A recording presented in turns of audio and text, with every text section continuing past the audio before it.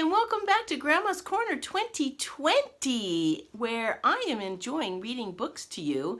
And look at all my friends came to join me again today. Well, they're kind of here all the time. But thank you for being great supporters, friends. Today we're going to read Curious George at the Fire Station. And this is written by Margaret and H.A. Rays. Curious George. There are lots of Curious George books. George and the man with the yellow hat were visiting the fire station.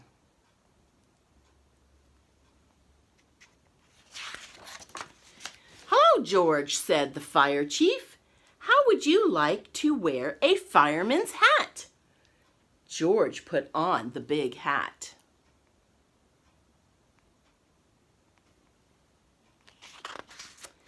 Then they looked at the fire engines.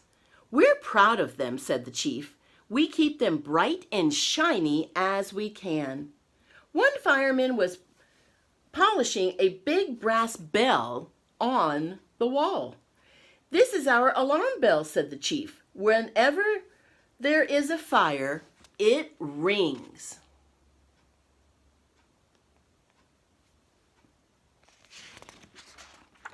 Another bell was on the engine. "We ring that bell on our way to the fire," said the chief, "so that people will get out of the way."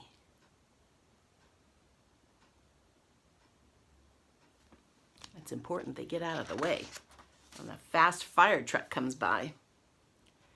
"And this is Sally, our Dalmatian. She just had 10 puppies.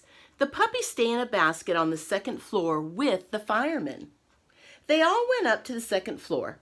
The puppies were in a straw basket by the wall.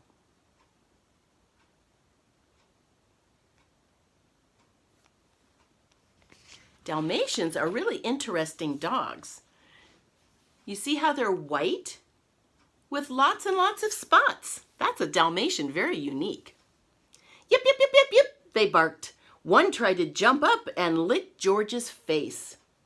Near the basket was a big round hole with a pole in the middle. "When the alarm rings," said the chief, "the firemen slide down the pole to the fire engines below."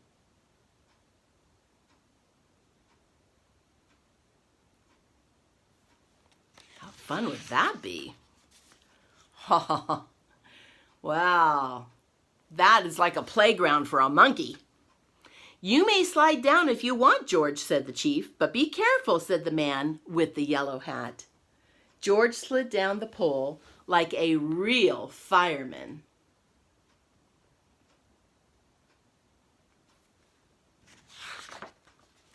Then he climbed onto the fire engine and he sat behind the steering wheel.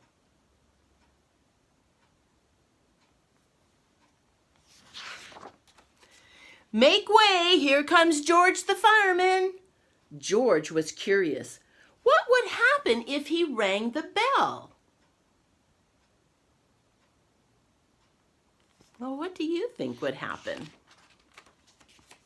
Clang, clang, clang went the bell. The fireman heard it and jumped out of bed.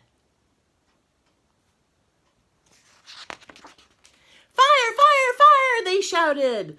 Quickly, they put on their uniforms and slid down the pole. Was there really a fire? No.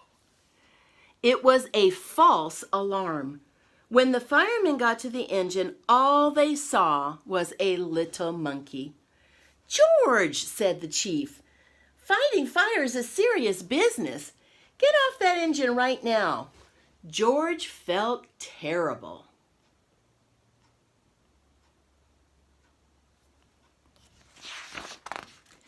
At that moment, they heard a bark. Sally was looking up to the top of the fire pole. One of the puppies had gotten out of the basket and was looking over the edge of the hole. One more step and it would fall. Uh-oh. George knew what to do. He climbed up the pole as fast as he could. Then he held out his hat to catch the puppy in case it should fall. Sure enough, the puppy slipped and, you guessed it, plop, landed right in George's hat. That was using your head, George, said the fire chief. You saved the puppy. I'm making you an honorary fireman of our station. You can keep the hat too. Wow, lucky George. Come back to visit us any time, shouted the chief at George and the man in the yellow hat. And they got in their car to drive home. Well, that was a great adventure. Have you ever been to a fire station before? It's really wonderful what those firemen and women do for our communities. They save a lot of lives and a lot of people. So if you get a chance to visit a firehouse, you should. And tell them thank you for their great work. So you have a good day. Thank you for subscribing. And look forward to the next book that I'm going to be reading. Woohoo! Bugs! Have you seen Bugs? Oh, that's going to be an awesome book. So thank you so much again, and you have a great day. Ta-ta!